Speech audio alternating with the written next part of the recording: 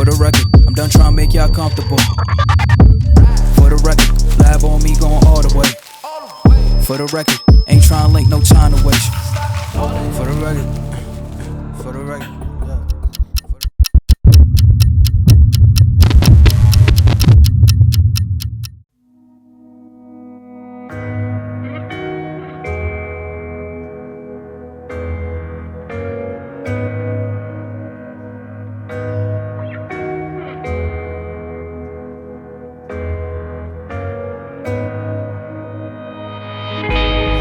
This is how we end up. Shades of blue and gray. I feel just like an empty bottle. My dreams are on delay. I just wanna climb on top of a hill and throw it all away, away. Take me far away before my mind spins off and I am all derailed, derailed. Just drive all the way to the rainbow's end. Just drive, and we'll never turn our backs again.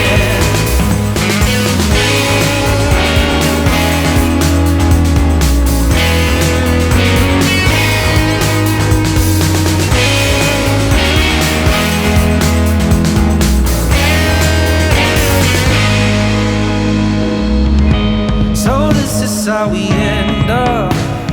The game is set to play. Every day remains the same now. One decision we obey. I just wanna climb on top of a hill and throw it all away, away. Take me far away before my mind spins off and I am all derailed, derailed. Just drive all the way to the rainbow's end. Just drive, and we'll never turn our backs again.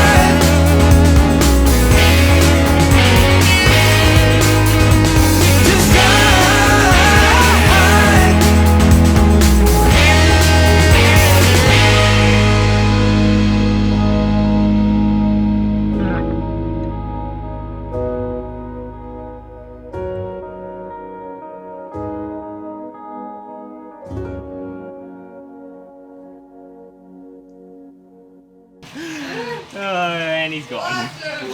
I lost him.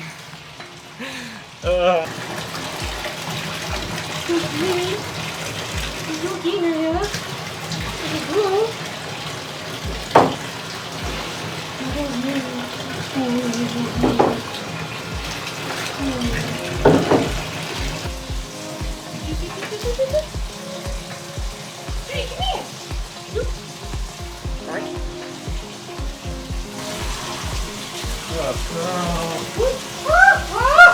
The tail did get covered.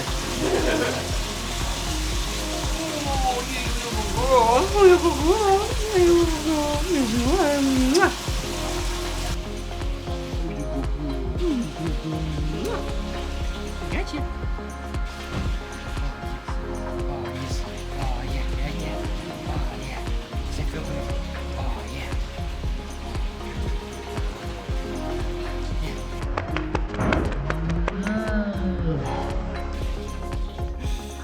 Oh my gosh, you're gonna be so hairy. There you go, girl.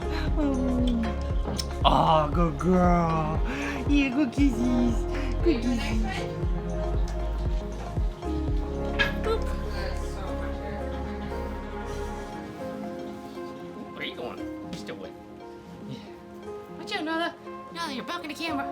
You're blocking the camera. Oh my gosh. You just whack everything with your tail. Nala, come here. Nala.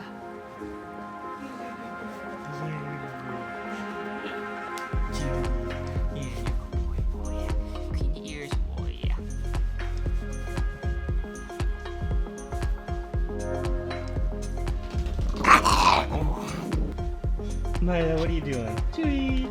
Chewy, chewy! Hi!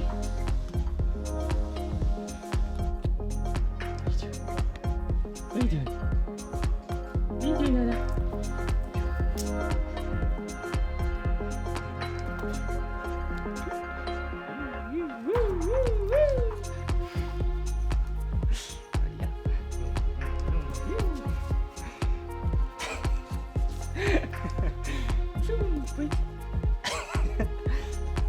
Who's treats? Who's treats? Come here. Come on. How do you get him? Come here. Milo, come. Come. Come. Come here. Milo, come on. Come here, Milo. Sit. Down. Down. Down. Good girl. Milo, come here. Milo, come on. Milo, come. So stubborn. Milo, come here. She's like, I want a treat. I'm good. You already got a treat. I'm sitting. Oh, you got another one. Milo, you gonna get another one? Oh, you got another one. Milo, you're not getting anything. Milo, come. Come on, Milo. Milo, come here. No, you're not supposed to go kennel. Not unless we say kennel time. Come here. Good, good. Milo, come. Down, Do that. down. Alright, how's it going everybody? Make sure you screenshot the workout here and then we're going to jump straight into it. Now, we're going to start this chest focus push workout off with incline barbell bench press. And we're going to be doing two variations of this movement. First is going to be slightly heavier. We're going to be focusing more on strength and just kind of overloading the muscle. Then we're going to move into some more high volume, high rep, hypertrophy work. So start off, we're going to be doing 4 sets of around 6 to 8 reps. And I want you to be hitting or at failure in that 6 to 8 rep range. So if you need to get a spotter, be sure you have somebody there to help you. Don't be stupid about this. Don't be too crazy. If you have the option to use like safety racks or anything like that, go for it. Now, one of the big keys that I like to focus on with the incline bench is my hand position. That allows me to get proper range of motion while keeping my shoulders in a safe position. So you'll see in this next clip here, I have my hands positioned just outside of shoulder width to where when the bar is touching my chest, from my elbow to my wrist, basically my forearms are staying vertical. They're not bowing in, they're not bowing out. They're staying as vertical as possible, and that's gonna allow me to stay in a nice safe position where I can activate my chest as much as possible, get the fullest range of motion possible, and also allows my shoulders to stay in a nice safe position. Now, once I finished off with those heavy sets, then I moved into 3 high volume sets where I'm keeping the rest period really low. I dropped the weight significantly and I'm doing around 12 to 15 plus reps, just trying to force blood into the muscle, focus on that pump, and just try to push past any kind of failing point. Really trying to hit a minimum of that 15 rep range. So that was going to be the first exercise and exercise variation. Then next we're going to move into an incline machine press. Now, I wasn't feeling this movement a whole lot. I'm not a big fan of this particular machine. Thought I'd give it a try, but I just really wasn't feeling it. So I only ended up doing 2 sets on this one for about 12 to 15 reps per set. Now, on this one, really just focus on driving through the center and upper portion of your chest as much as you can. Like I said, I'm not a big fan of the machine we have at this gym. Some of them are really nice, but this one is just, just doesn't feel right for me. Now after that, I moved into an incline banded Smith machine press, as you guys may have saw from last week's push workout, chest focus push workout video. And I really like this one because it allows me to put a lot more emphasis on the top about third to quarter of a range of motion, which is where I really start to feel my upper chest engage, and I'm really able to focus on contracting my upper portion of my chest. Now, as opposed to last week, I used the actual plate rack position on the back of the Smith machine in order to hold the bands, and then I just kind of wrapped the bands around the bar a couple extra times in order to get the tension that I needed, as opposed to using dumbbells on the floor. It worked out a lot better. It was a lot easier and quicker to set up and take down, so I didn't have to worry about moving 100-pound dumbbells around and all that fun stuff. So with that movement, I did 3 sets, 12 to 15 reps, again focusing on that top peak contraction. Then we moved into an incline cable fly. Now this is a movement that I've actually really been enjoying lately. And with this one, you want to try not to go too far past parallel with the floor. So you see my elbows and my upper arms are just barely breaking parallel to the floor, and then I'm coming back up and squeezing as hard as I can. Now with this movement, I did 4 sets of 12 to 15 reps, really focusing on the stretch at the bottom. You can see I'm pausing almost every single rep, allowing my chest to stretch, and then driving and squeezing all the way up. Really focus on that contraction. This is going to be a great movement to pump a lot of blood into the chest and really focus on breaking down those muscle fibers. Now, something else that I did, as you kind of saw there, was once I hit failure, I actually did more of a press movement as opposed to a fly in order to get it up. And then I focused on a couple of negative reps in the flying portion of the movement. Just kind of a way of pushing past that failing point and increasing the intensity. Once I finished off with that, then I moved into the first shoulder movement, which was a seated, a seated barbell overhead press, or a seated military press with a barbell. On this one, focus on range of motion. And again, you're going to be looking at your hand position similarly to the incline bench press. Now that hand position that you just saw was actually a little bit too wide, because as you saw at the bottom, my forearms were bowing out and my wrists were bowing out just a little bit. You want to try and keep your forearms as vertical and perpendicular as possible at the bottom of the range of motion. And you also want to focus on a full range of motion with this movement. Come all the way down, touch your chest, drive all the way up, and squeeze at the top. For that one, I did 4 sets of around 8 to 12 reps before moving into the next movement, which I'm not sure what exactly this would be called. It's kind of like a cable front raise press, I guess is what I'll call it. Something I just kind of saw on Instagram somebody doing it. I thought I'd give it a try. It actually kind of worked out really well. I really like this movement. I'll give it a try a few more times, see how it feels. But overall, I did 3 sets of this, kind of 10 to 12 reps. Really focus on raising and pressing the bar attachment or the handle attachment as much as you can. It did get heavy pretty quickly, so just kind of be careful with the weight.